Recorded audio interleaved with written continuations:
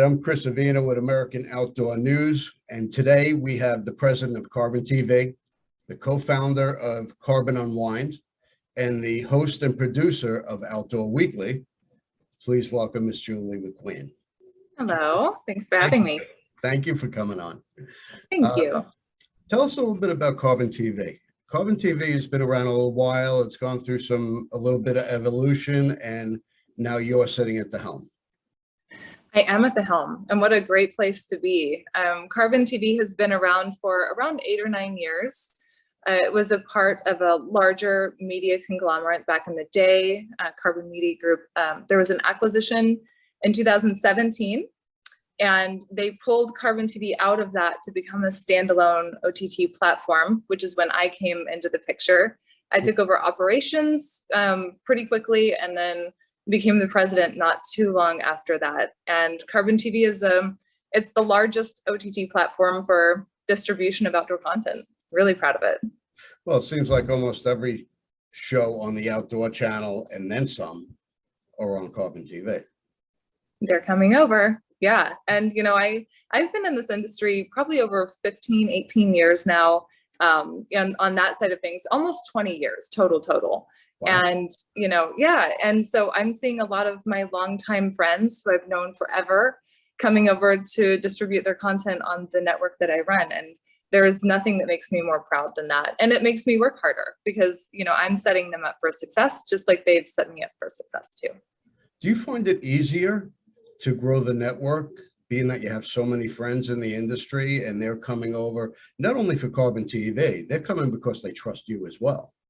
Absolutely. And it comes from trust and credibility. I know how hard I've worked over the years to create that.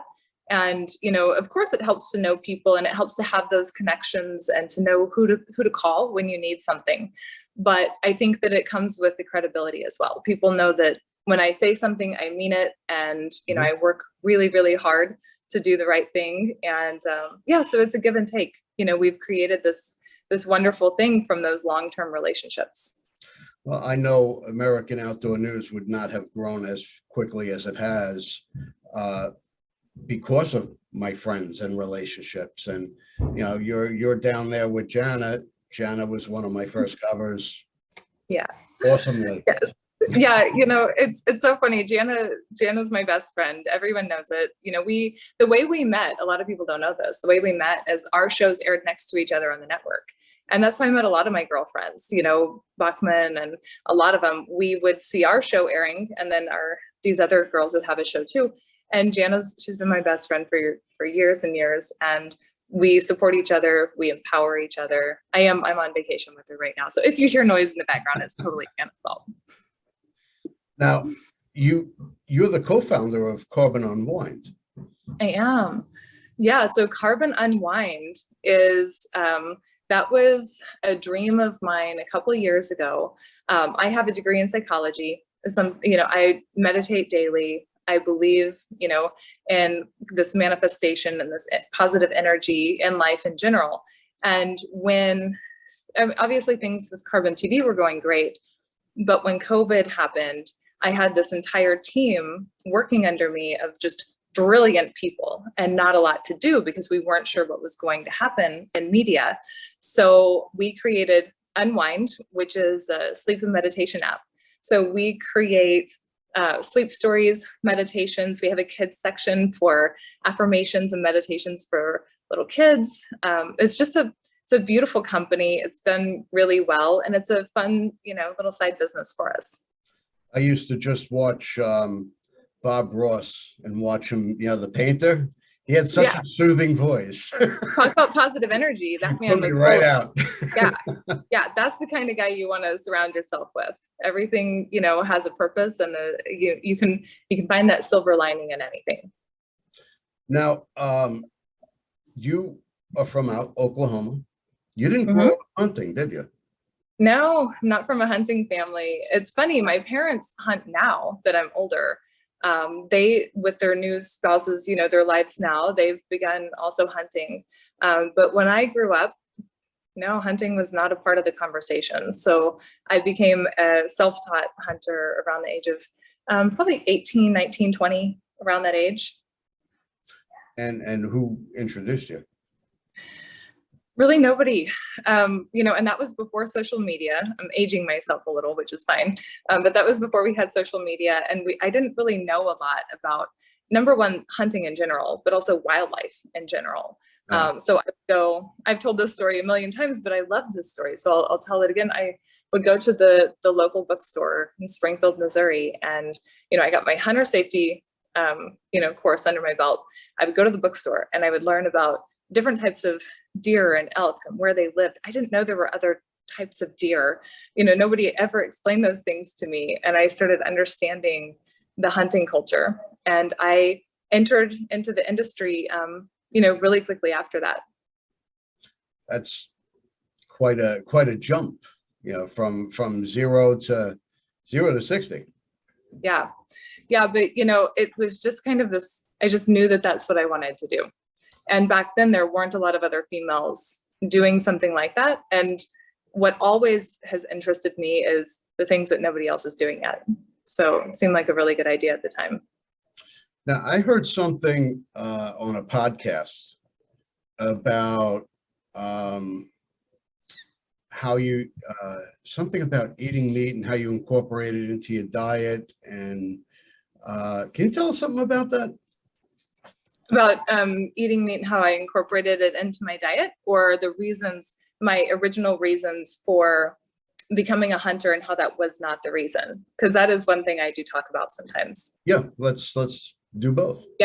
Yeah. So a lot of people, when you ask them, what was your reason for starting to hunt? And, a very common answer is to fill my freezer, which is a very good reason, or to provide meat for my family, or because I want to eat the meat. It is now, it's the reason why I continue to hunt. But at the time, it wasn't the driving force for me. It was never, oh, my freezer's empty, I want to go, take a deer. Yeah. It was more just this inherent knowledge that I believe in exists in us. I think that genetically, a lot of things are passed down to us from our ancestors, and some of us just know we love a thing without knowing why we love the thing. And for me, that was a big part of it. Of course, having a freezer full of meat is a very big deal and is close to my heart, like it is everybody else's, but Yeah. I can't say that was my reason for getting into it. I appreciate when other people have that reason, but for me, it was just this need and desire to be out there doing this. Now, if you can, well, you know what? What do you think is the greatest contribution that you've given to the outdoors or the hunting industry? My greatest contribution would be the amount of energy and love that I've put into the industry, whether it's recognized or not. And I know that people won't always remember what we say, but they'll remember how we make them feel. And I take that into account every day while I'm working, on my phone calls, having meetings, networking, all of the things I do in this industry, hoping that those people will take the way I make them feel, that, safety or that motivation or inspiration in some way, and pass it to other people. And I think that my greatest contribution is just me being me and wanting so badly to be involved in a community like this and doing little things every day, even if it's not one big thing that we contribute, even if I don't give millions of dollars to a great cause and get recognized for it. If I do a series of small things and that's my contribution, I'm proud, and it's why I sleep well at night. I love having that contribution. Now, your journey to where you are today has not been the straight path. You've zigzagged all along the way. How'd you end up in the outdoor industry? I keep coming back to it. Of course, I journeyed outside of it a few times. I worked in other industries. I had other careers along the way. And, Professional poker player? Yeah, I was a professional poker player. That's a fun one to explain to your parents why I'm gonna be a professional poker player now, and it's like, oh, okay, sure, try that and learn something from it, come back. I think that should be the journey for everybody. I think that we should take those risks and do what our heart leads us towards, and then learn from that, evolve, and then, end up doing what we really want to do. But no, it hasn't been a completely straight path, but man, it's been fun. I have no complaints. That's what No life's about. ever, yeah, yeah. And every other industry I've ever worked in has been great in its own way, but there's nothing like this one. The hunting and outdoor community has been so accepting and so respectful, and I've not had anybody be cross with me or be because I'm a woman. If anything, that opens doors if you're a credible, respectable, well-spoken, well-educated person. And Yeah. I keep coming back to this industry every time because it's my home. Well, we're non-discriminate. We Yeah. we are who we are. Yeah. Now, you're an author as well.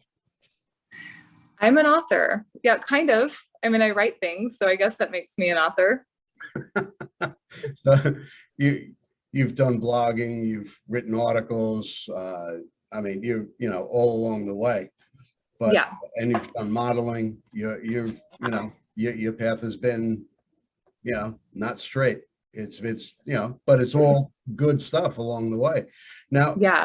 tell me about what made you want to learn to fly a plane? Oh, that one. Well, again, it seemed like a good idea at the time. I was living at the time in California and took an interest in aviation because a lot of my friends had planes or were pilots, and we had been up in airplanes. And the thought always crosses your mind, especially when you're when you love your life. What would I do if this plane were to go down right now? So I thought I would just take a few classes, maybe kind of learn how to land a plane just in case if something were to happen.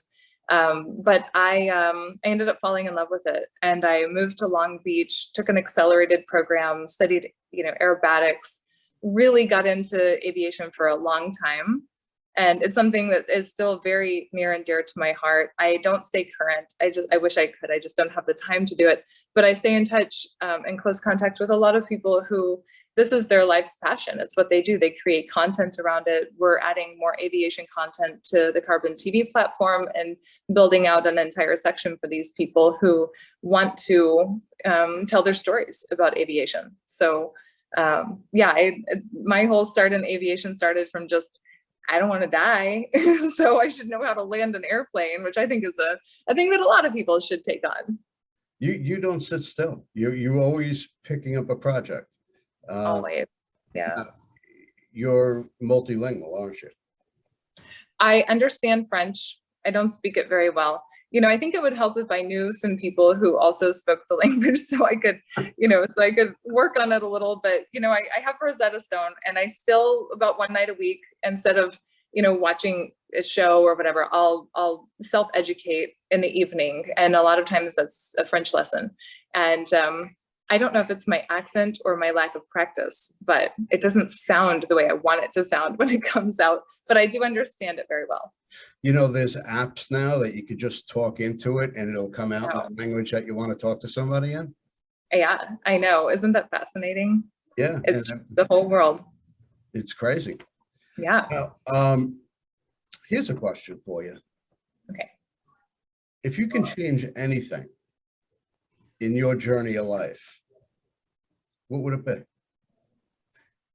If I could change anything in my journey of life, I would have taken more time to appreciate the smaller moments. And I know that sounds so cliche. Doesn't that sound like a Hallmark card? But it's really so true. I think back of all the wonderful, incredible things that I've been able to experience. And I have been so blessed. I've had to work hard for it, but man, I've had some good times. And, I think back, and I was so busy getting to the next thing and so ready for the next adventure or the next story or the next, experience. And I wish I would have taken more time to sit there and enjoy those moments instead of just the big moments, instead of just, when I set a big goal and accomplish it and I celebrate that. I think it's a series of small goals that really makes up our life. I think that's a very personal question to each and every one of us. It's not there's not a right and wrong, and there's a different answer for everybody. Yeah. Yeah. I think it's a great question though. It makes I think anything that helps us to self-reflect is a good question. I agree. Now, here's something that's not a good self-reflection. You robbed at gunpoint not too long ago. I was. Yeah, I was robbed. It was technically a carjacking gone wrong. They went in my vehicle. That's Yeah. an eye opener. I mean, how do Yeah. you respond to something like that? I mean, Well, even if you're armed. yeah. So I have worked in the outdoor space for so long. I mean, I do gun cleaning videos. My dad's a police. He was a police officer. I go to gun shows with my dad every year. Guns, firearms. This is my passion. It's one of my great loves in life is firearms. I have my concealed weapons permit in a few different states. I've taken all the courses.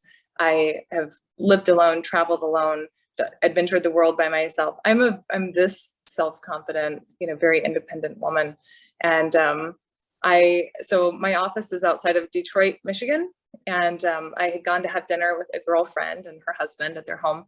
And there were some people waiting for me when I left her house one night.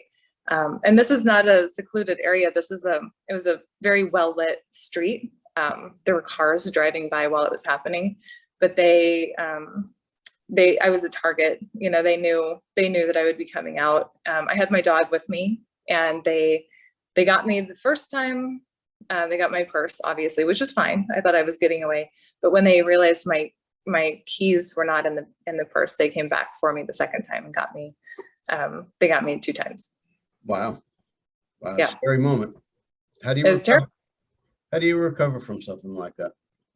So a lot of therapy, to be honest, which I believe in therapists, as a person who has a degree in psychology, I believe in therapy and good times and bad. I think that we need people to talk to who we can trust. But I spent a lot of money on therapy after that. I couldn't go by myself anywhere for probably about a month. It took me to go anywhere, even to the grocery store. And the other thing is, even though I did not have my sidearm on me that night, thank goodness, because it might have been worse if I did. There were 4 of them. So Could have been ugly. I mean, yeah, it would have been bad. So I was not armed that night. And I thank God, every day that it wasn't worse than it was. But being able to carry a sidearm with me during my recovery process has been priceless. Just having that little bit of comfort and that little bit of structure and stability right there on my person has been a massive amount of my healing. I think differently now. Honestly, after that event, everything tastes better. Everything looks cooler. Experiences are more memorable because I'm just thankful that it didn't go really wrong that day. But yeah, it was a terrible, terrible thing, but we learn from it and we move on. And the best piece of advice that I have given to people since that happened was, I talked to all of my girlfriends after that. And I said, it's nothing about the firearm part of it. Put your phones away and pay attention when you're walking down the sidewalk. I was able to give a description. It was the most traumatic event of my life in a lot of ways, but I saw everything that happened in front of me. And when the police finally got there, I was well aware of everything that happened. I was not texting. I was not on my phone, and I was able to be present in that moment. Well, you're very lucky. Oh yeah, very lucky. Now, you have your dog. Yeah. Goes everywhere with you. He does. What's the most unusual pet you've ever had? The most unusual pet. So when I was a kid, I wanted a dog. I always wanted, my own dog. I think I was, I don't know, probably 10, 11, and I kept asking my mom for a dog. And she came home one day and I thought I was getting a dog, and she gave me a goat. And it was one of those little pygmy goats, just a little bitty guy with the little horns. And I named him Hercules. And I had him for years, and I would walk him like a dog and train him like a dog and pretend he was a dog. And, so that was really the kind of my beginning of being a dog mom, and he was kind of a, here, if you can deal with this, then you can have any dog you want later. But yeah, Banjo's my dog now. I've had him 11 years. He's an old man now, but he travels everywhere that I go. I never leave him behind. That's great. All right. So what's next for you? Well, you don't sit still. What's on your Yeah. horizon?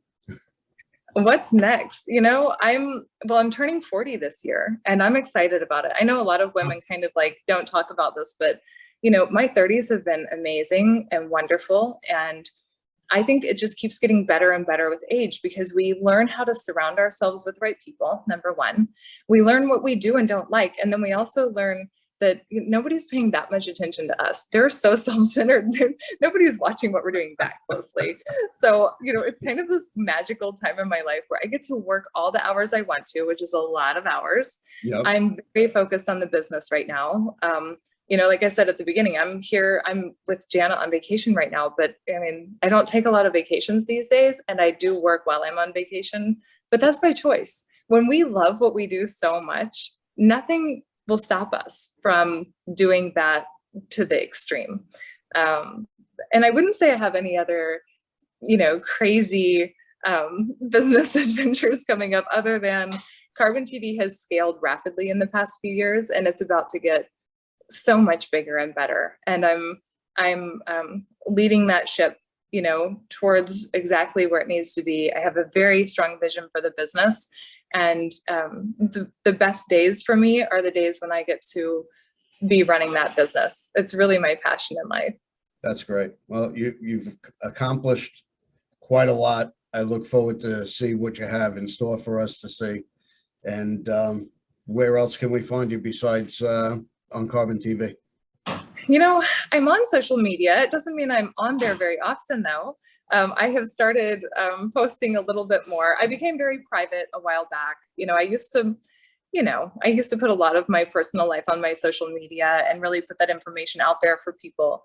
And over the years, I've just learned that some of these moments in life are best appreciated, you know, within our own real world, not the social world.